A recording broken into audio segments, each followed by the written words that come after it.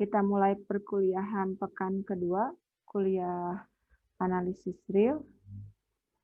Kita share screen. Nah, ya rencananya ini masih pendahuluan yang kedua.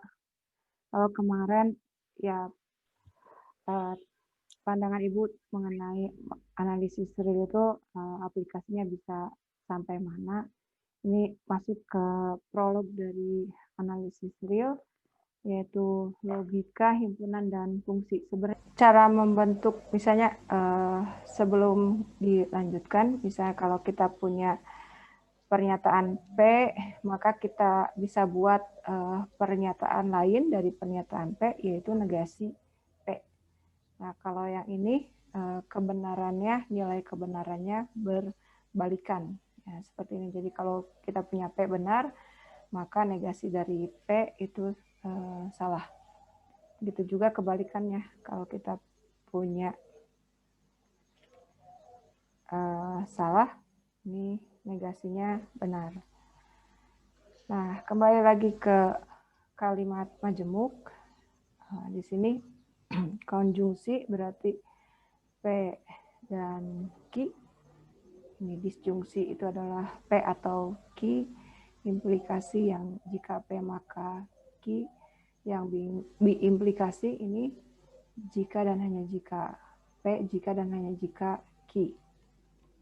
Nah, tabel kebenarannya seperti ini. Yang konjungsi itu akan benar jika kedua pernyataan benar, yang lainnya salah. Yang disjungsi kebalikan dari konjungsi, jadi enggak kebalikan sekali ya. Jadi disjungsi itu akan benar kalau salah satu atau keduanya benar. Kalau kedua-duanya salah, baru dia salah. Yang implikasi kondisi salah itu hanya untuk jika benar maka salah. Yang lainnya benar. Nah, untuk biimplikasi ini akan bernilai benar jika kedua pernyataan benar. Yang lainnya salah. Nah, itu sebenarnya kalau dilihat dari pernyataan matematik itu hampir semua memakai kondisi kalimat majemuk ini ya, tapi yang sering muncul justru yang bagian ini, implikasi. Jadi biasanya kalau teorema atau ini selalu dengan jika kita punya hipotesis, ya, hipotesis, maka kita punya akibat. Ya. Nah, pernyataan implikasi ini ada yang jika maka atau yang lainnya apa ya? Akibat jika, biasanya ditulisnya seperti ini, akibat terus atau syarat cukup. Hipotesis adalah ini hipotesis adalah syarat cukup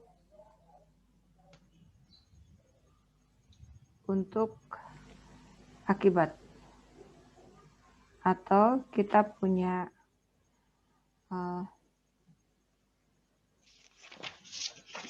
ya, ini beberapa cara untuk menuliskan kalimat implikasi. Nah, atau ya ini Q-nya atau akibat. Ini adalah syarat perlu untuk hipotesisnya.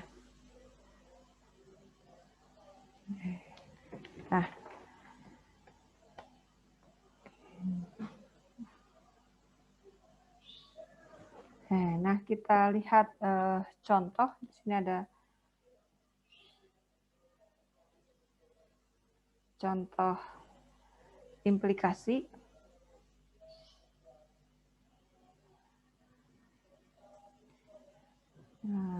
Oh ya, yang tadi, jika N sama dengan 1, maka N kuadrat sama dengan N. Yang tadi bukan, beda ya.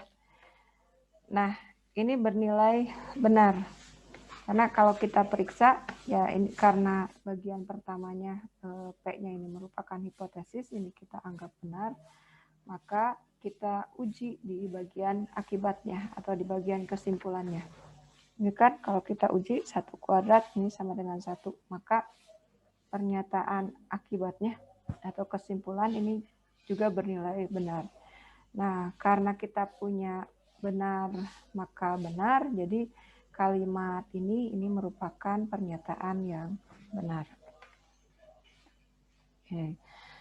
Nah, yang baru kita bahas itu masuknya masih kalimat tunggal ya. Kemudian di pernyataan matematik itu ada yang disebut pernyataan berkuantor.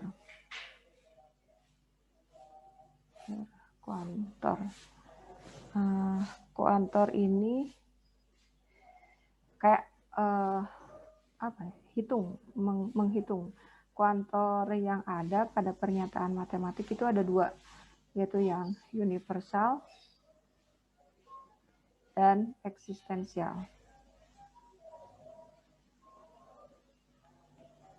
Ya, yang universal itu biasanya kalimatnya yang untuk setiap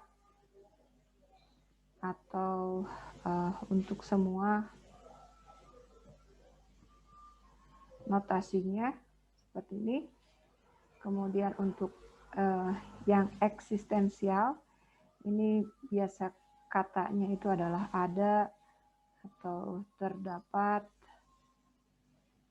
atau untuk suatu. Biasanya notasinya seperti ini. Ini kuantor yang mungkin ada. Contoh pernyataan berkuantor diantaranya ini setiap bilangan asli N dia memenuhi pertidaksamaan N kuadrat lebih besar dari N.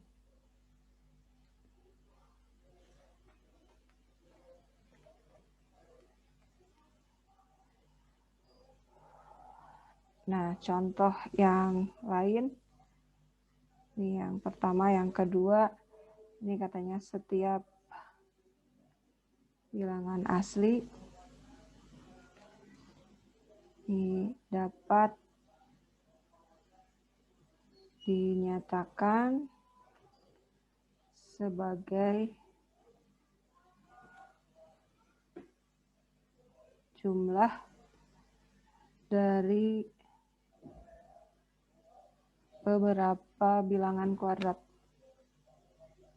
Nah, bilangan kuadrat di sini, contohnya seperti ini. Maksudnya 1 kuadrat sama dengan 1, kemudian 2 kuadrat sama dengan 4, dan seterusnya. Kemudian yang ketiga, ini terdapat bilangan asli yang genap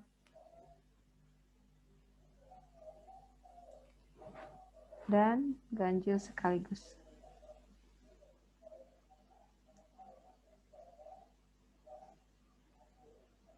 Ya, jadi kita lihat di contoh-contoh ini ada kuantornya.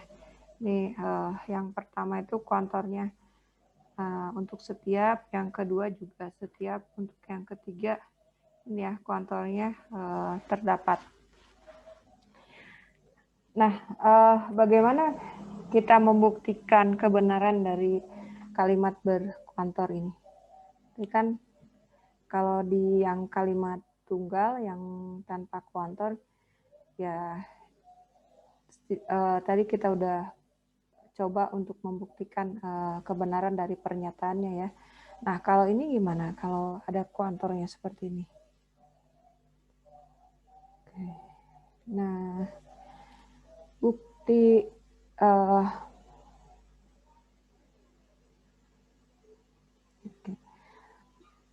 cara pembuktian. Dari pembuktian itu ada dua cara. Yang cara langsung, jadi metodenya langsung, metode bukti langsung, atau yang tidak langsung.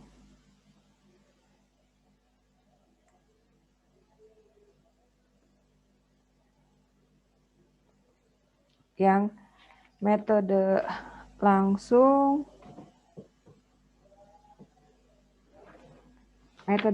itu yang kita mengikuti tabel yang di atas, tabel yang ini. Nah, jadi kalau kita coba membuktikan konjungsi benar, kita ambil misalnya pernyataan P benar, maka Q-nya juga harus kita nyatakan benar. Untuk disjungsi juga sama, misalnya kita punya pernyataan benar, kalau disjungsi ini yang paling mudah itu adalah kondisi ini. Kalau kita punya pernyataan benar, maka pernyataan pertamanya kita anggap salah dulu. Jadi pernyataan keduanya harus kita buktikan benar. Nah, yang implikasi juga yang paling umum untuk pembuktian langsung itu ketika kita akan membuktikan kebenaran suatu pernyataan, biasanya kita pakainya yang ini. Nah, kondisi yang ini. Jadi kita misalkan pernyataan benar, maka Q-nya juga harus benar. Karena kalau Q-nya kita buktikan salah, hasil dari kalimat majemuknya akan salah. Nah, yang untuk diimplikasi, kalau misalnya kita ambil pernyataan P-nya benar, maka Q-nya harus kita buktikan benar. Karena di sini ya, kebenarannya harus sama-sama benar atau sama-sama salah. Itu metode langsung itu seperti itu.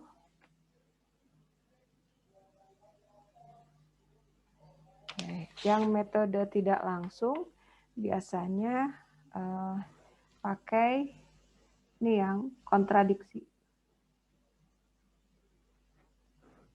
Metode kontradiksi.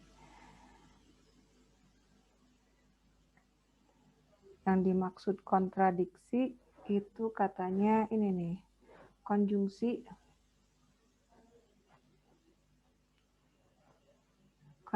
dari kalau kita punya P dan tidak P.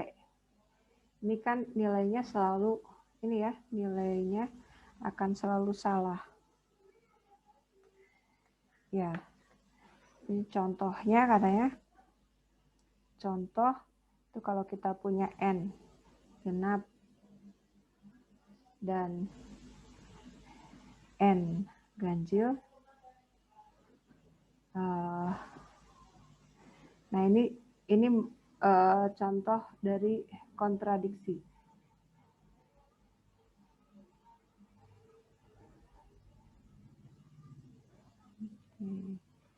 Nah, kita lihat. Nah, kita coba buktikan yang ini ya, yang nomor 1. Yang nomor 1 tadi katanya setiap N bilangan asli, maka memenuhi pertidaksamaan N kuadrat lebih besar N. Nah, untuk membuktikan contoh ini, kita ambil ini, ya kita anggap ininya benar, hipotesisnya benar, ini jadi masuk ke metode pembuktian langsung. Kita anggap N-nya benar, misalnya kalau kita punya, nah karena ini untuk setiap, Jadi kalau misalnya kita ngambil contoh, itu harus semua bilangan aslinya kita periksa. Jadi misalnya kita ambil N sama dengan 2, maka di sini ini kan N berarti 2 kuadrat itu lebih besar dari 2. Betul ya, ini 2 kuadrat itu adalah 4, ini lebih besar dari 2. Terus N-nya kita ambil 3, ini kita peroleh 3 kuadrat sama dengan 9, itu lebih besar dari 3, dan seterusnya sampai N-nya tak hingga. Nah, ini harus kita periksa. Nah, kalau untuk membuktikan kebenaran dari pernyataan contoh 1 ini. Nah, ini yang belum kita periksa itu adalah untuk N sama dengan 1. Untuk N sama dengan 1, kita periksa di sini ternyata 1 itu tidak lebih besar dari 1. 1 itu, ya 1 kuadrat itu sama dengan 1. Karena pernyataan ini tidak memenuhi, tidak memenuhi 1 lebih besar dari 1, 1 kuadrat ini tidak lebih besar 1, maka kalau kita lihat di sini kan ininya kita anggap benar. Tapi ini ada N, ya ini ada N sama dengan 1 yang mengakibatkan N kuadrat atau 1 kuadrat ini tidak lebih besar dari 1. Yang ininya benar, tetapi kita punya pasangannya salah. Akibatnya implikasi pada contoh 1 itu bernilai salah. Ya. Nah, yang ini juga contoh membuktikan langsung. Jadi kita anggap semua nilai yang ada pada hipotesis itu benar. Kita harus mencoba membuktikan akibatnya atau kesimpulannya benar. Nah, kalau kita punya kesimpulan yang salah, jadi kita bisa nyatakan kalimat majemuk ini, kalimat matematika ini bernilai salah. Ya, itu. Kemudian contoh cara membuktikan yang lain.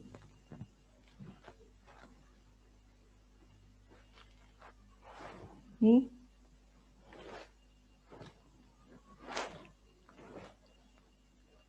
tanya jika N ini memenuhi N kuadrat sama dengan N, maka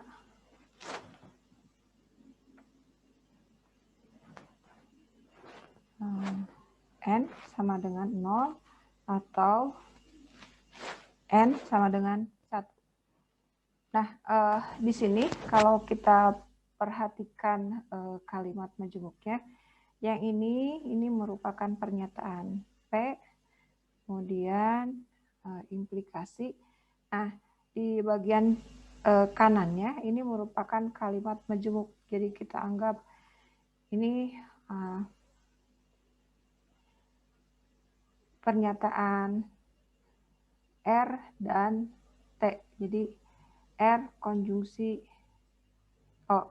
disjungsi T. Ya, seperti ini. Jadi kalau misalnya kita kalau akan membuktikan ini pernyataannya benar, ya sesuai dengan pembuktian langsung tadi, kita ini anggap benar. Nah, ini harus benar. Jadi kan kalau misalnya ini salah, nanti kalimat majemuknya nilainya akan salah. Nah, ini tidak kita harapkan. Ya, yang kita harapkan adalah pernyataan ini benar supaya kalimat majemuknya benar. Nah, tadi untuk konjungsi sendiri, bukan konjungsi, disjungsi sendiri itu akan bernilai benar jika kondisinya seperti ini. Benar, salah, benar, salah, benar. Nah, ini kan seperti ini. Kalau kita pakai yang kedua di atas ini, pernyataan kedua di atas ini, kita tidak agak susah membuktikan kebenaran dari R disjungsi T ini. Yang umumnya dipakai adalah pernyataan yang terakhir ini. Itu, jadi kita misalkan pernyataan R salah, jadi ini dimisalkan pernyataan R bernilai salah, ini nilainya salah, akibatnya ini harus dibuktikan. Jadi kalau dengan pernyataan yang ketiga ini kita bisa memaksakan suatu kondisi. Ya, ini harus benar. Coba kita periksa ya. Kalau misalnya kita pakai kalimat yang pertama, ini kan yang R-nya benar itu kita ya tanpa kita buktikan juga ya boleh saja pernyataan T-nya itu benar atau salah. Toh hasilnya juga akan benar ya. Tapi dengan mengambil ini kondisi yang ketiga, ketika kita mengambil S-nya salah, maka tujuannya kita harus membuktikan pernyataan kedua atau pernyataan T itu benar. Baru kita punya kalimat yang utama kita jadi benar. Nah, prosesnya, teknisnya seperti apa? Nah ini, jadi kita misalkan N-nya tidak sama dengan 0, kemudian dengan hipotesis ini, P, dengan P itu bernilai benar, artinya N kuadrat sama dengan N, terus maka kita punya N kuadrat min N sama dengan 0, kita faktorkan, ini jadi N dikali N min 1 sama dengan 0. Nah, karena dengan hipotesis ini, kita anggap ya karena N-nya tidak boleh sama dengan 0, akibatnya di sini kan sebenarnya ada dua pilihan ya, N-nya sama dengan 0 atau N-nya sama dengan 1. Karena ada syarat ini, nah di sini ini jadi tertolak, ini nggak boleh. Katanya, maka haruslah N sama dengan 1. Nah, sesuai dengan yang kita harapkan. Jadi T-nya ini di sini kita peroleh T itu adalah pernyataan yang benar. Karena T-nya benar, berarti kita punya R disjungsi T benar, akibatnya kita punya implikasi bernilai benar. Ya, jadi ya pernyataan di atas benar.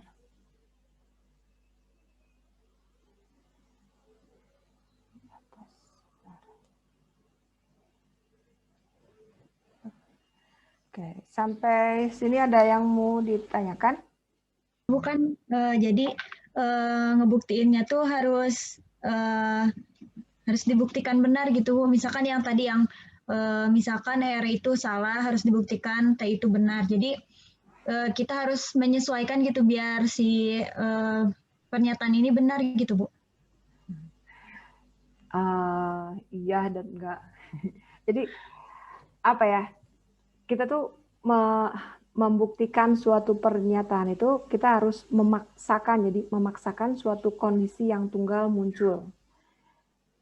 Ya, kalau misalnya R disjungsi T, kalau kita memilih kondisi awalnya benar, itu kan kita tidak bisa ya si pernyataan lawannya itu boleh apa aja, ya kan seperti ini ya. Jadi bisa ada dua pilihan gitu. Jadi kalau kita di Ibu kasih stabilo di sini, ini adalah kondisi di mana ya dengan asumsi pernyataan pertama dia kesimpulannya hanya boleh ada satu kesimpulan sehingga kalimat majemuknya benar. Ya, contohnya yang tadi sedang kita bahas yang disjungsi. Jadi kalau misalnya kita ngambil pernyataan yang 1 dan 2 di sini. Ya, 1 dan 2 di sini. Ini ya, ini kita lihat ini kan benar. Ini ya misalnya P-nya benar. Bentar. Misalnya kalau kita punya B benar, apapun pernyataan Q-nya itu hasil disjungsinya akan tetap benar. Ya, ini pernyataan terakhirnya akan tetap benar. Tapi kalau misalnya kita ambil ini salah, untuk mencapai tujuan ini, tujuan benar, maka pernyataan keduanya harus benar juga. Nah, jadi di dalam pembuktian juga seperti itu. Pernyataan keduanya harus kita bentuk jadi pilihannya tunggal. Jadi pernyataan keduanya harus kita pilih yang cuma ada satu jalan gitu. Nah, kita lanjutkan.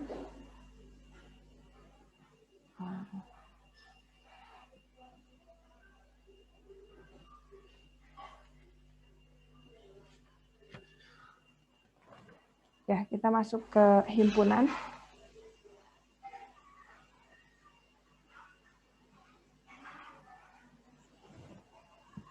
Nah, himpunan ini diartikan koleksi atau kumpulan dari objek.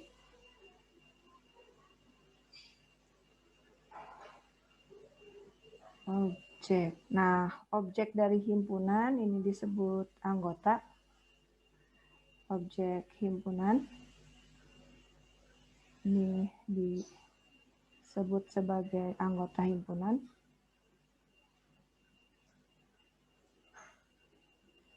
Notasinya biasanya dengan huruf kecil. Ya, huruf kecil seperti A, B, C atau anggota himpunan yang khusus ya. Himpunan khusus, ciri khususnya. Nama dari anggota himpunan, nama anggota himpunannya. Nah, kemudian himpunannya sendiri, ini biasanya ini notasinya pakai huruf kapital. Nah, ini juga enggak plek seperti di sini, karena nanti kalau ada di materi lain kadang kita enggak tidak pakai seperti ini. Contohnya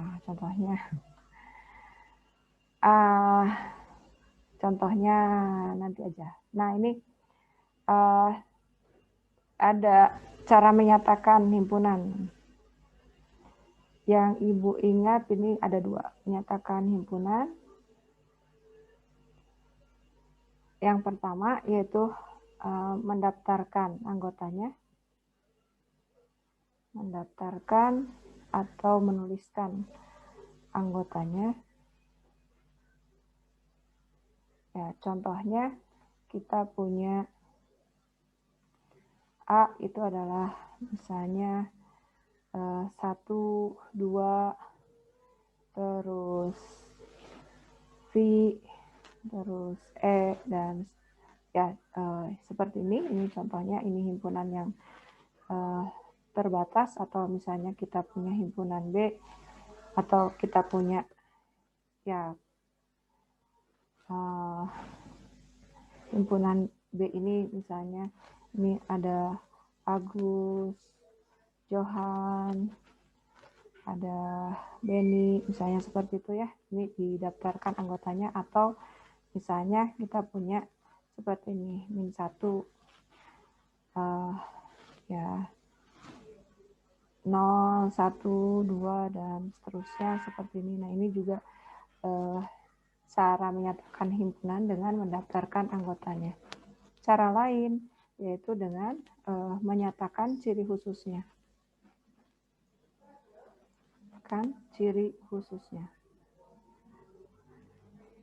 Nah, contohnya, misalnya kita punya N itu adalah bilangan asli. Ya, ini kalau dinyatakan dengan ciri khususnya ini seperti ini. Tapi kalau dinyatakan dengan mendaftarkan anggotanya, N itu adalah 1, 2, 3, dan seterusnya. Nah, pada umumnya karena kita belajar di kuliah analisis real, itu menyatakan himpunan itu dengan cara ini, dengan menyatakan ciri khususnya. Karena kita akan bekerja dengan himpunan yang anggota himpunan yang jumlahnya banyak sekali. Ya. Nah, ini Ibu akan kasih contoh kenapa ini itu nggak baku. Contohnya, misalnya kita punya himpunan, misalnya ini 1, 2, 3, 4, 5. Nah, maka dari himpunan A ini kita bisa buat himpunan bagiannya. Himpunan bagian dari A itu adalah yang pertama himpunan kosong, kemudian anggotanya 1 saja, 2 saja, 3 saja, 4 saja, 5 saja, terus 1, 2, dan seterusnya sampai 1, 2, 3, 4, 5 atau sampai bilangan A itu sendiri. Nah, ini ada notasi seperti ini. Ini adalah koleksi. Ini adalah koleksi dari himpunan bagian A.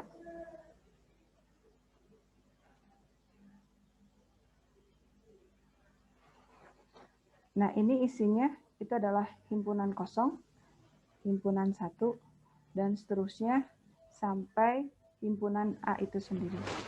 Nah, kita lihat ini A cantik ini juga isinya merupakan himpunan dari himpunan bagian. Tapi biasanya untuk membedakan istilahnya kita ganti jadi koleksi. Ya, jadi mau koleksi atau kumpulan itu isinya tetap himpunan juga. Biasanya kalau istilah koleksi itu ini untuk membedakan tingkatannya. Ya. Itu untuk notasi. Kemudian, nah, yang barusan dibahas ada notasi anggota himpunan, kemudian notasi himpunannya. Nah, kalau kita punya notasi seperti ini, X elemen A, ini dibacanya X adalah anggota dari himpunan A. Nah, kalau seperti ini dibacanya, ini X bukan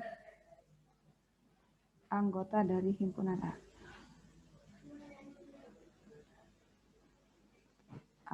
Kenapa bisa ada kesimpulan yang di atas ini? Ya contohnya misalkan kita punya ini A, B, C. Ya untuk yang di atas ini misalnya kita punya A-nya, contohnya ini A, B, C, X. Nah jelas ya di sini X-nya ada di himpunan A. Nah, untuk contoh yang di bawah, contohnya misalnya kita punya Z, ya seperti ini, kita lihat X-nya tidak ada termuat di sini. Jadi, X-nya bukan anggota dari himpunan A. Nah, kemudian ada keterkaitan antar himpunan. Ini keterkaitan antar himpunan sebenarnya ada 2. Himpunan, misalnya ada yang A, ini adalah himpunan bagian dari B.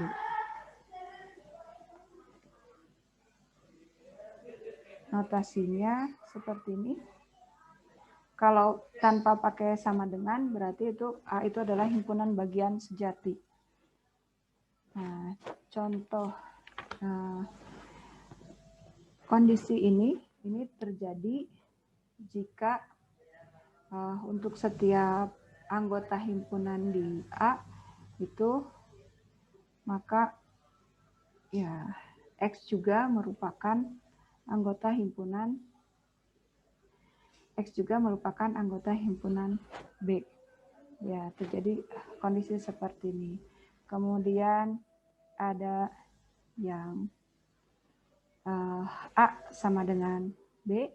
Ini akan terjadi seperti ini jika setiap anggota dari A merupakan anggota dari B dan kebalikannya.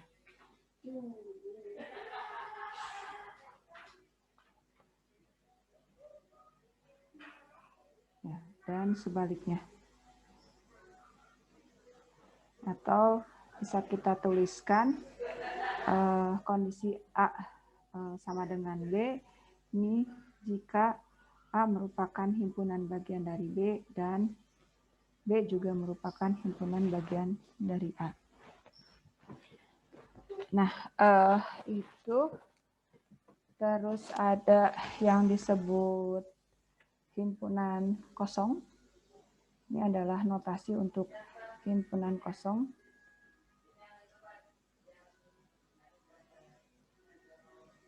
Atau biasanya himpunan kosong ini notasinya ada yang seperti ini ya. Tapi notasi yang ini jarang dipakai. Nah, contoh dari himpunan kosong ini adalah himpunan bilangan asli yang genap dan ganjil sekaligus.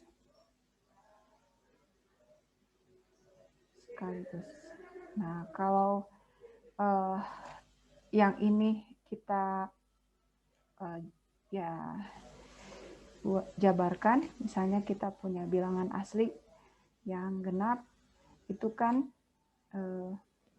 bilangannya 2, 4, 6, 8, dan seterusnya. Yang bilangan asli yang ganjil itu adalah 1, 3, 5, 7. Nah, kita lihat karena di sini ada istilah dan, berarti irisannya. Nah, kita lihat ini N genap diiris dengan N ganjil, itu tidak ada, atau kita punya himpunan kosong. Ya, atau kalau di dalam diagram pennya, ini kita punya, misalnya ini adalah bilangan real, terus ini kita punya bilangan genap, ini bilangan ganjil. Ya, jadi dia tidak beririsan. Irisannya himpunan kosong. Nah, selain hubungan yang tadi, di sini ada operasi himpunan. Operasi himpunan itu ada gabungan. Ini gabungan. Gabungan dari himpunan A dan B. Notasinya A gabung B. Ini adalah semua X. X-nya di A atau X-nya di B. Kemudian irisan dari himpunan A dan B. Ini notasinya ini ya, iris. Ini adalah X. X-nya ada di A dan X-nya ada di B. Yang C itu komplement relatif. komplement. B relatif, ya, relatif terhadap A. Di sini A dikurangi B itu adalah X. X-nya ada di A dan X-nya tidak ada di B. Ini operasi antar himpunan. Ini kalau kita buat diagram Venn-nya. Nah, untuk membuat diagram Venn, kita perlukan ini himpunan semestanya. Lalu, kalau gabungan, jadi himpunan yang diminta itu adalah irisannya seperti ini ya, yang diarsir ini, bukan irisan. Gabungan itu yang diminta itu adalah ini, jadi X-nya bisa ada di sini di A atau X-nya ada di B. Kemudian kalau irisan, nah, seperti ini, yang diminta itu adalah yang diarsir di sini. Contoh yang sebelumnya itu yang N genap, N ganjil, dia tidak punya irisan. Jadi dia tidak punya kondisi seperti ini. Yang komplement relatif,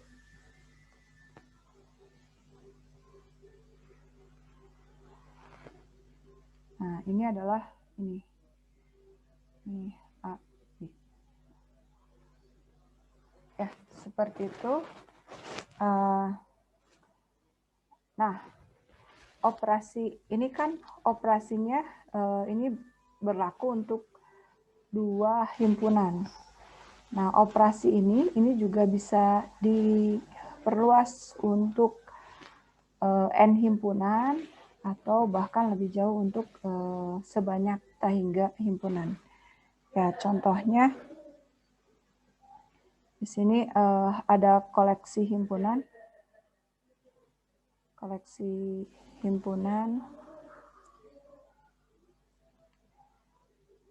himpunan dari A1, A2 sampai AN.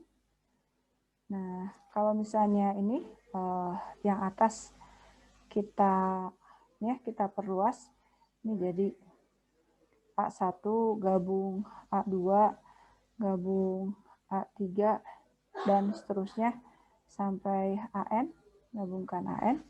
Nah, ini biasanya notasinya disingkat jadi seperti ini. I-nya dari 1 sampai N, ya gabungan I. Nah, ini di himpunannya dinyatakan ini adalah X untuk X-nya ada di AI. Untuk suatu I. Ya, I-nya ada di ini 1 sampai N. Seperti ini. Atau misalnya kita perluasannya kita lebih jauh. Ini koleksi himpunannya sampai tahingga. Ini juga sama ya sebenarnya A1, A2 sampai tahingga. Ini ada AN, ini lebih jauh lagi. Nah, ini notasinya sama seperti di atas. Ini kita punya I-nya sama dengan 1 sampai tahingga. AI ini adalah A1 gabung A2 dan seterusnya sampai tahingga. Atau kalau dituliskan syarat ini ya, syarat khususnya adalah X di AI untuk suatu I-nya ini karena sampai tahingga, jadi untuk I di semua bilangan asli. Ya, ini perluasan dari yang bawah ini. Yang bawah itu adalah cara perluasan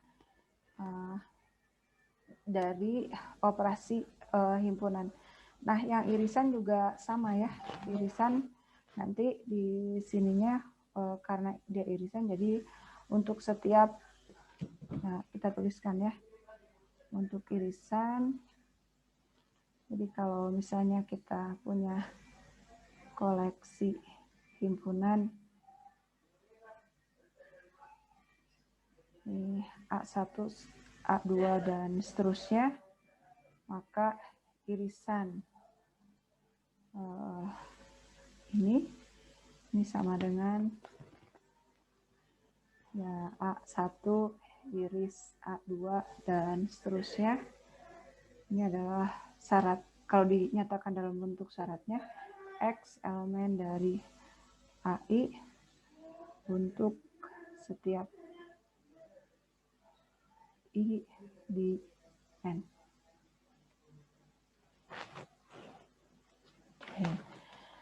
Nah, itu untuk operasi himpunan. Dan kita masuk ke fungsi. Nah, kalau di buku Bartel, fungsi itu dibawa dulu ke Cartesian product. Jadi, kita punya definisi Cartesian product dulu. Kalau yang ada textbooknya di halaman 4 ya. Jadi, katanya jika kita punya A dan B bukan himpunan kosong, kemudian Cartesian product,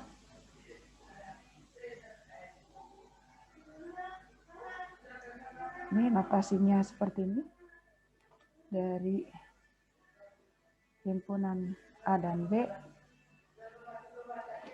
Nah, ini adalah katanya semua pasangan berurut. Jadi Cartesian product itu mendaftarkan semua pasangan berurut. Notasinya ini disebut pasangan berurut dengan A-nya di A dan B-nya di B. Jadi kalau dituliskan seperti ini. Ini semua A, B dengan A-nya di A dan B-nya di B. Ya, contohnya, misalkan kita punya A-nya itu adalah 1, 2, 3. Kemudian B-nya itu adalah 1,5. Nah, karena Cartesian product itu semua pasangan yang mungkin, jadi A cross B ini ya 1, dia dipasangkan dengan 1 juga dipasangkan dengan 5, 1 yang ini, 1 yang ada di A, kemudian 2 di A itu akan dipasangkan dengan 1 di B, dan 2 dipasangkan dengan 5 di B. 3 di A dipasangkan dengan 1 di B, kemudian 3 di A dipasangkan juga dengan 5 di B. Jadi kalau kita buat diagramnya, 1, 2, 3, ini adalah A, 1, 2, 3, kemudian kita punya ini 1 dan 5 di B, maka nah yang disebut diagram Cartesiusnya itu adalah titik-titik ini.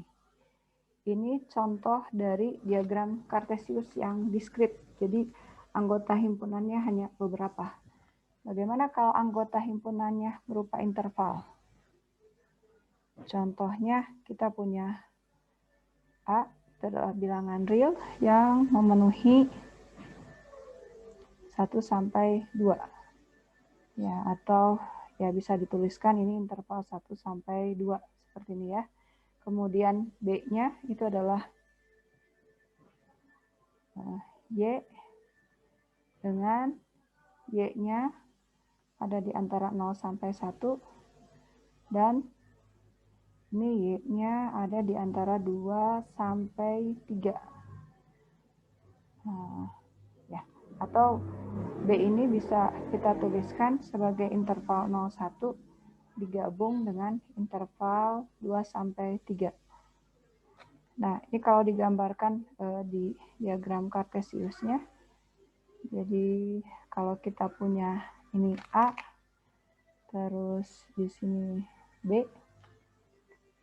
ini 1 sampai 2 di sini ya. Kemudian B-nya 0 sampai 1. Misalnya seperti ini, terus 2, 3. Nah, ini maka yang diagram Cartesiusnya, oh ini harusnya ada di kotak ini, di semua titik yang ada di kotak ini, kotak paling bawah dengan kotak yang ini. Nah, kalau untuk yang contoh 2 ini kayaknya agak mustahil untuk menuliskan semua anggota himpunannya ya, karena ini kan selang interval, ini anggotanya selang interval. Sedangkan pada interval itu jumlah anggotanya itu ada sebanyak tahingga.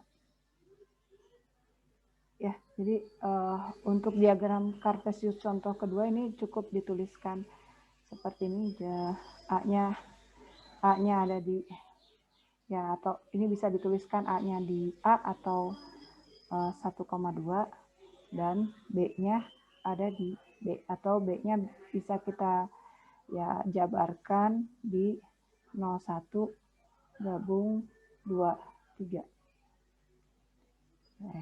Ya, itu contoh diagram Cartesius. Nah, kita masuk ke yang akan kita gunakan, ke fungsi. Jadi kita misalkan himpunan A dan B. Nah, ini fungsi dari A ke B. Ini adalah himpunan semua pasangan berurut. Himpunan pasangan berurut di A cross B, ya Cartesian produk A dan B, sehingga untuk setiap A di A hanya punya tepat satu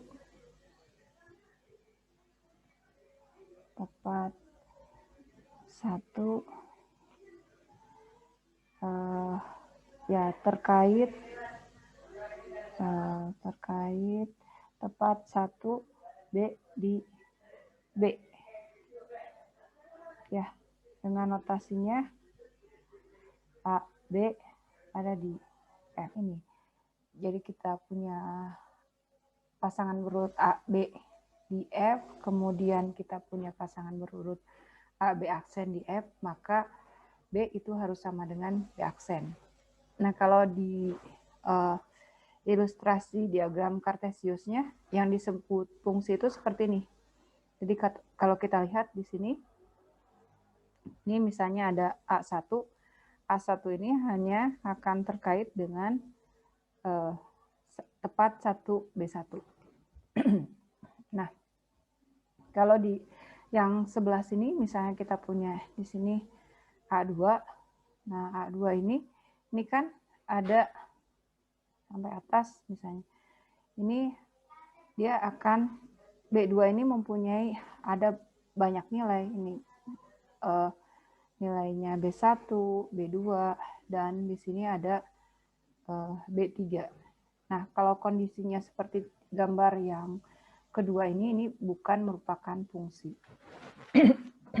Kemudian di sini notasinya fungsi itu seperti ini, F fungsi dari A ke B. Ini A-nya disebut domain dari fungsi F, B-nya disebut kodomain dari F, dan FA atau ini disebut range dari F atau dari daerah hasil F terhadap himpunan A. Nah, kemudian ini ada definisi mengenai peta dan prapeta.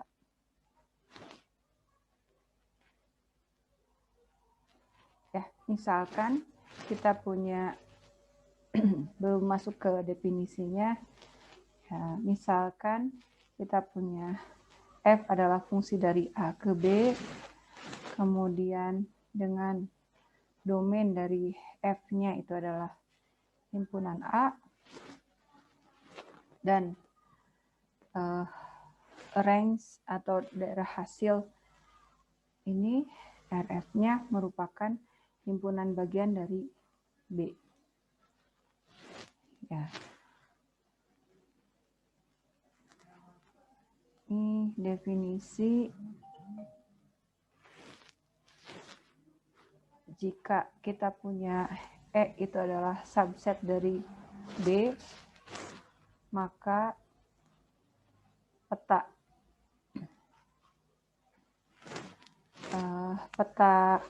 E terhadap fungsi F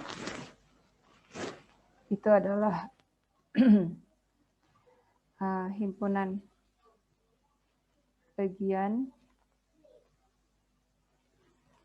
dari B, ya, atau bisa dituliskan FE ini merupakan himpunan bagian dari B.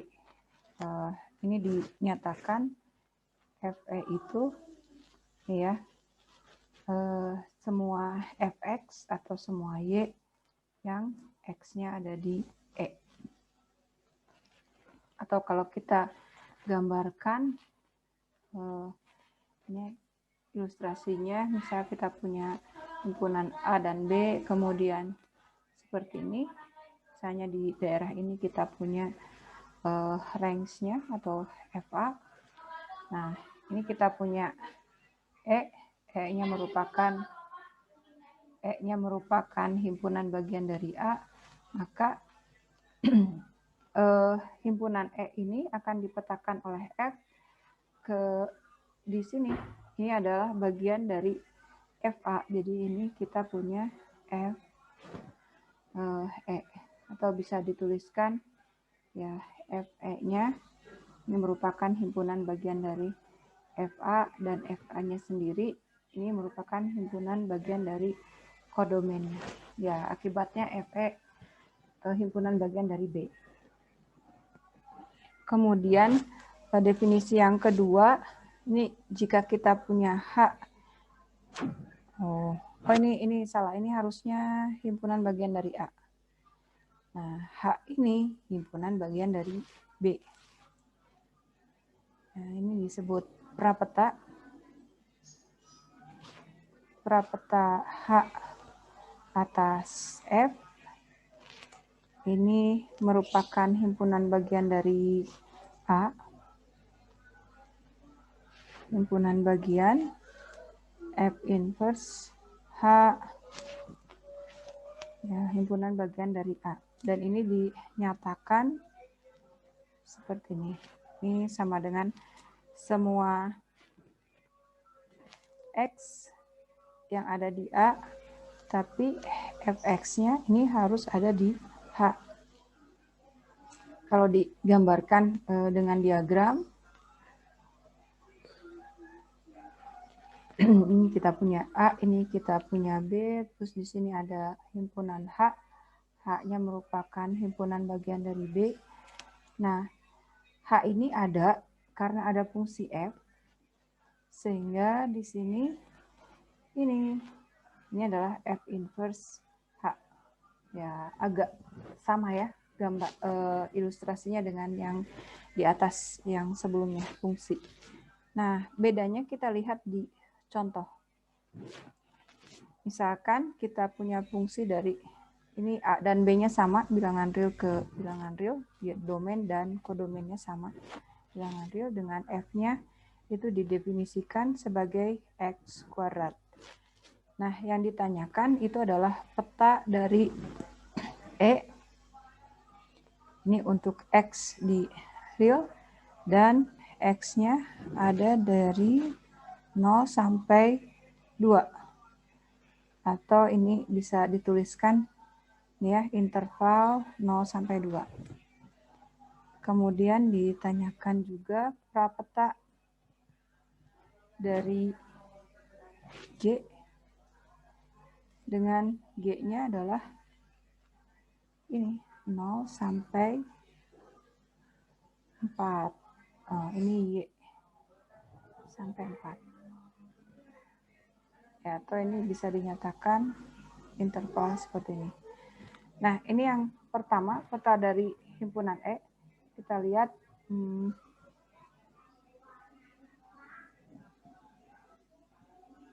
nah, ini himpunan E itu 0 sampai 2, dia akan punya petanya ini. Ini adalah, ya, ini dipetakan ke 4. Jadi, petanya, atau dari sini kita akan punya FE, itu adalah, ya, Y bilangan real dengan Y-nya ada dari 0 sampai 4. Atau kalau dituliskan dalam interval, FE ini sama dengan interval 0 sampai 4. Ya, sama dengan Y di sini ya. Ini sama. Ya, terlihat sama. Ini terlihat sama. Nah, ini kita lihat G-nya ini sama dengan FE. Nah, terus yang ditanyakan kedua, berapa apa himpunan prapeta dari FG?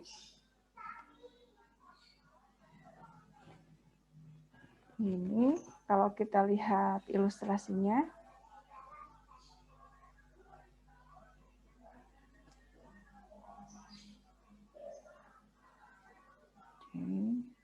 nah misalnya ini kan G itu ada di daerah hasil, jadi 0 sampai 4 seperti ini.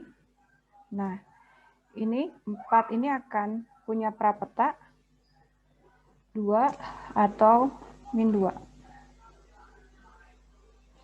Jadi secara keseluruhan kita akan punya F inverse G itu adalah semua X di real yang ini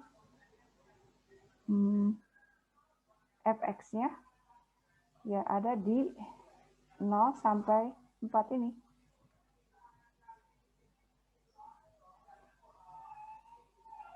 Yaitu kalau di sini dilihatnya ini adalah X di real, X-nya itu di min 2 sampai 2.